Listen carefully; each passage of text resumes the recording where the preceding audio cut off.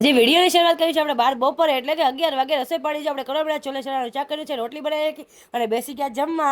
કે આપણે છે ને જોબે બી જવાનું ને બિસરા પોટલા લઈને બીજા આપણે નીકળી જઈએ જોબે. અને મારે ત્યાં કમ્પલસરી કુર્તી પહેરે છે એટલે આપણે આવું બધું પહેરીને જવું પડે છે. જો આપણે 5 મિનિટ વહેલા આવી ગયા છીએ તો આપણે જો થોડીક વાર બેસી ગયા છીએ, ઓલા ભાભીની વાટ જોઈ છે અને 5 કલાકની કમ્પ્લીટ કરીને જોબ આપણે જો હું મારા પતિદેવ જાય છે બહાર અને રસ્તામાં અમને જો મોર દેખાય કે અમે કેટલા ટાઈમે મોર જોયો અને આપણે એટલી મજા બગડી ગઈ છે ને હવે દવા પીધા વગર હાલશે નહીં, નકર છે ને દવાખાના ભેગું થવું પડશે. એટલે આપણે જો કપ સિરપ પી લેવી તો ઉધરસમાં કાંઈક ફેર પડે તો. અને રાતે બનાવેલું છે આપણે શિમલા મિર્ચનું શાક, તો બધી ગ્રેવી તૈયાર કરી. તો સૌપ્રથમ આપણે જો શિમલા મિર્ચને ફ્રાય કરી નાખશું એટલે થોડા કંઈ કડક હોય કે નહીં એટલે થોડાક ઢીલા પડી જાય. જો પછી આપણે જીરુંનો વઘાર કરી અને ડુંગળી નાખી દઈશું, થોડીક વાર ચડવા દઈશું અને ઉપરથી જો આપણે લસણ ને આદુની પેસ્ટ નાખી દઈશું. અને આપણે સાઈડમાં જો છાશમાં આપણે હળદર, મીઠું, ધાણા જીરું, મરચું અને બધું નાખીને આ એક આપણે પ્યુરી તૈયાર કરશું. આને આપણે શાક ચડી જાય પછી ઉપરથી નાખવાની છે. જો આપણે આ રીતના હલાવી નાખશું, બધી રીતે મિક્સ કરી નાખશું અને પછી જો આપણે શાક ચડી જાય એટલે ઉપરથી જો આપણે ચણાનો લોટ સેજ નાખી દેવાનો, એક ચમચી એટલે છે ને ગ્રેવી થોડીક થિકનેસ થાય અને ઉપરથી નાખી દઈશું ટમેટા સુધારેલા જીરા જીરા અને બધું એક રસ થોડીક વાર ચડવા દઈશું, 5 થી 10 મિનિટ ચડવા દઈશું.